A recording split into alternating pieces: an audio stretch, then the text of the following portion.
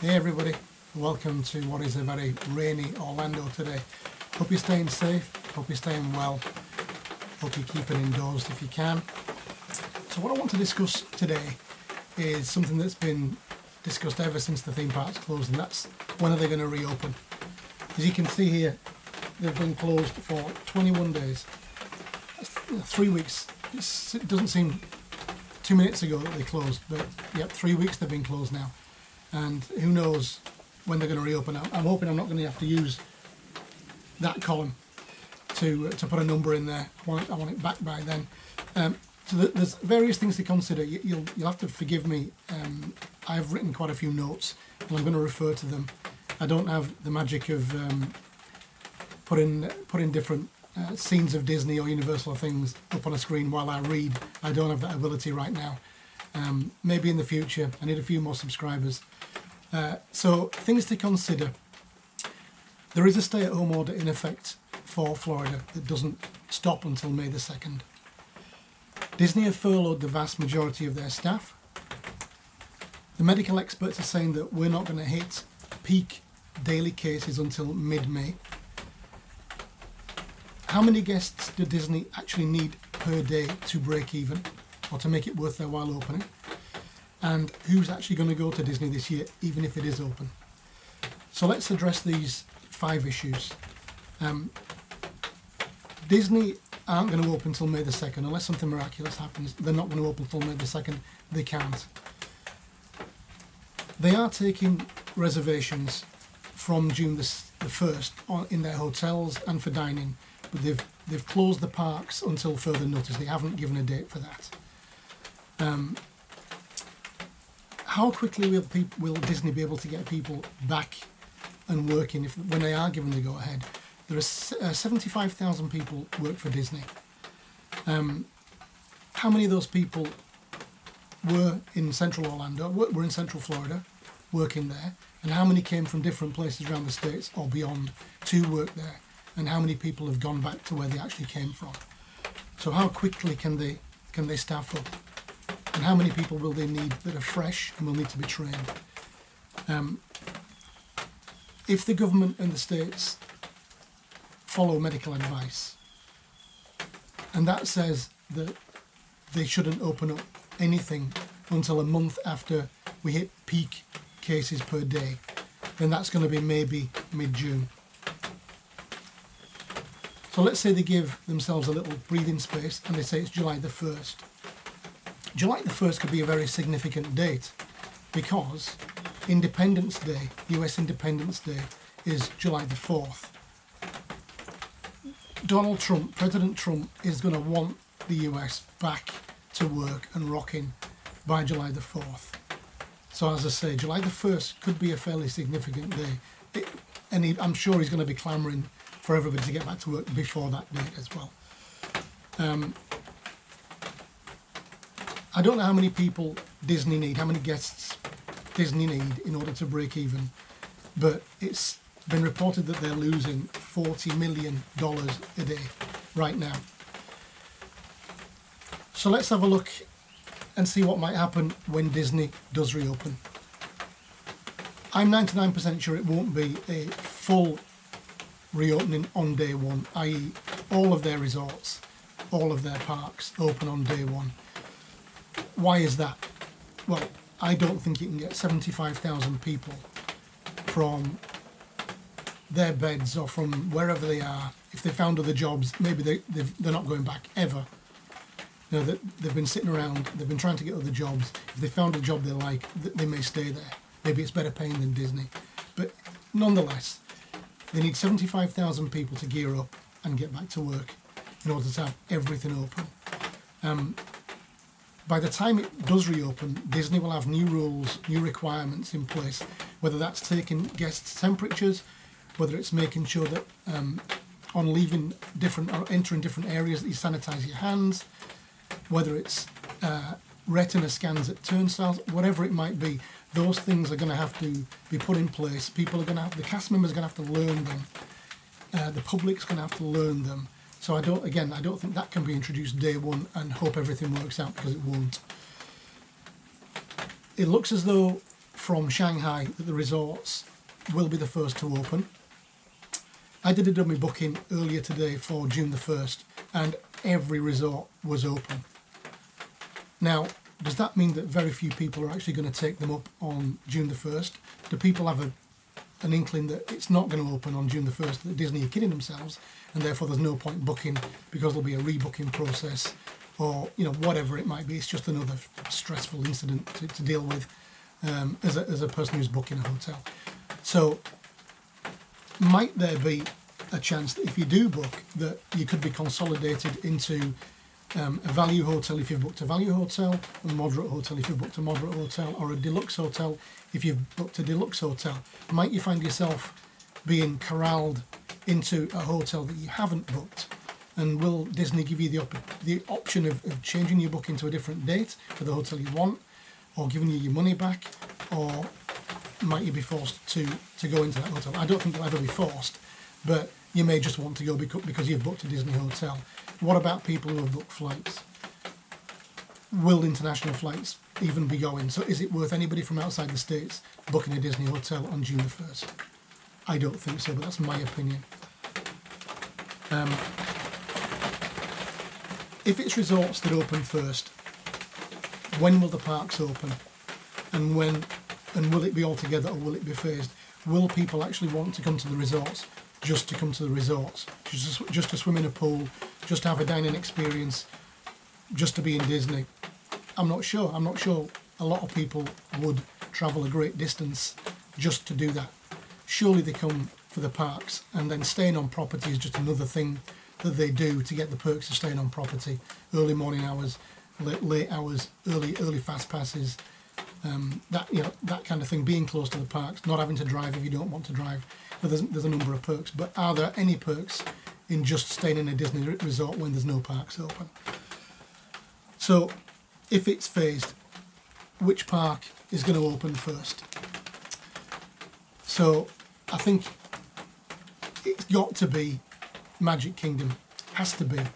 It's the icon. If it's going to open by July the 1st, it's going to be open on July the 4th. Now, if social distancing is still in play by that time, then it's going to be an issue. But at least Disney can say they were open on July the 4th. What's going to be next? And I think it's going to be Animal Kingdom. And the reason I think it's going to be Animal Kingdom is simply because Hollywood Studios is going to be rammed with people wanting to go to Galaxy's Edge again and wanting to go on the rides, the Rise of the Resistance again. Now, we've had people in there at 6:30, 7 o'clock trying to get boarding groups.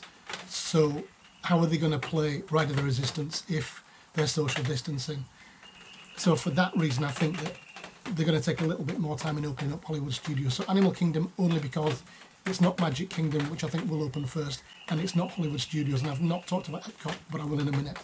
So I think the third park to open will be Hollywood Studios, because they need a little bit more time to work things through, but I do think they will. And the reason I think Epcot will be last is simply because of World Showcase. World Showcase requires, or at least did require, people from the 9 countries, residents or natives of those 9 countries, to be cast members in those 9 countries. So how quickly are they going to be able to get people back to work those roles? Or would Disney countenance using people not from those countries? I think it would detract completely from the experience. So I think they would probably use people from now, maybe they can use natives that are in Central Florida and not necessarily on any kind of exchange program like they normally are. If it was a stopgap measure, maybe they could use people who are local but who are natives of those 9 countries. That might be a way around it. I don't know. I don't know how quickly they're going to get the exchange program back up and running. So they might have to use people from Central Florida, in which case maybe I'm wrong about Animal Kingdom. But that's my thoughts on which part's going to open first. So Magic Kingdom, Animal Kingdom, Hollywood Studios, and then Epcot. So who's actually going to come? Who's going to want to come? If it's a phased opening, if resorts are open in July or 1st of July, unless there's massive discounts, and there weren't any from my dummy booking, and I guess why would there be? July is peak time. All the kids in America are off, kids in Europe are off, kids everywhere are off school, so it's peak time. So why would there be any discounts? I can see it's going to be only domestic travellers, and I think if social distancing is in place, that there may be restrictions on capacity of all of these resorts anyway, and the parks. And I don't know how many. I think Magic Kingdom holds 50,000 people. Are they going to restrict it to 10,000, 15,000, 20,000, 25,000? It certainly won't be capacity. It can't be, because you can't move if there's 50,000 people in there. And you can't move. You can't stay 6 feet apart from anybody else. Or will they reduce it to 4? Who knows, right? It's early days still. But I believe it's going to be domestic travellers only. So US residents. I hope not US citizens, because that'll count me out, but US residents. So I think you're going to have to be a US resident to book a ticket to a park. They haven't put that imposition on the resorts. So anybody can book a resort, but will you be able to get into a park? And will you want to book a resort while other people are getting into the parks and you can't get into the parks? I don't think I would book from overseas right now. Domestic flights are still operating as well, and international flights have almost stopped. There's a lot of aggregation going on right now. There's no flights into Europe, I don't believe, from Orlando. I think you've got to go to Miami, or you've got to go to Atlanta or JFK, or one of those big hubs, Chicago for United, one of the major hubs. So you're looking at connections anyway right now. So then, what happens to the BA Virgin flights, other European carriers, when things do get back to normal? When are they going to be allowed to fly again? Is it going to be August? Is it going to be September? Is it going to be July? I don't know. But how quickly will those major European carriers be able to get their aeroplanes back in the skies with full crews? And it's a little bit like Disney reopening their parks. It's not going to be a one-day thing. It's going to be a gradual thing. So even if people do clamour to get on these aeroplanes, there's going to be restricted capacity on the flights, which is going to restrict capacity getting into America. So that's going to be quite interesting. And then the only other thing then is who's actually going to want to come. So who's going to want to get on a flight to America and be in a tube for 9 hours, 10 hours with people who they don't know whether they're fit to fly or not? Are all the airlines going to take temperatures? Are there going to be other measures, even if you've checked in, to make sure that you're fit to fly? At the gate, are you going to be checked for coronavirus or high temperatures? And if you're over a certain temperature, are you going to be not allowed to fly? Is that the way around it? And then once you land in America, are you going to be okay with, well, is the person next to me fit to be in the park? Are the parks going to take temperatures of everybody that's coming in? Is that another way around it? So everybody that's coming into the country. So once you step off the plane, even though you've had your temperature taken before you get on the plane, are you then going to have your temperature taken in immigration? And if your temperature goes up, are you going to then be sent back to the country you came from? I think this could happen. And I think Disney and Universal and SeaWorld could all be taking temperatures at their parks to stop people coming in, or at the resorts when they enter the resorts. Same kind of deal. I think there's going to be a lot more implications of travelling now, and I think there's going to be a lot more caution taken by Disney, Universal, and SeaWorld. So that's my take. I think it's going to be July the 1st.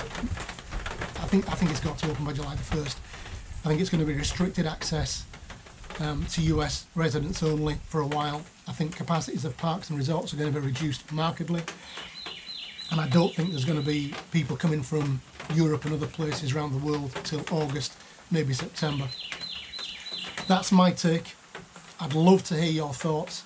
Things are changing daily, so my thoughts may change, but I'd love to hear people's opinions on this, whether you're US based, whether you're from overseas, whether you're actually going to book a hotel not knowing if you've got a flight, whether you're changing your plans now for flights that are happening in April, May, June, whether you're going to say, okay, I'm going to bite the bullet and go in September, or August. I see some people are booking still for August. So what are you going to do? I'd love to see your comments. I would really love to. I'd love to have the debate, because I don't think there's any right answer right now. But you know, in all the little bits of research, little bit of understanding I've got of what's going on in the news and what the medical people are saying, what Disney have said, that's my take. So thanks very much for listening and watching. Stay safe, stay at home, keep well. See you all in Orlando ASAP, hopefully. Bye for now.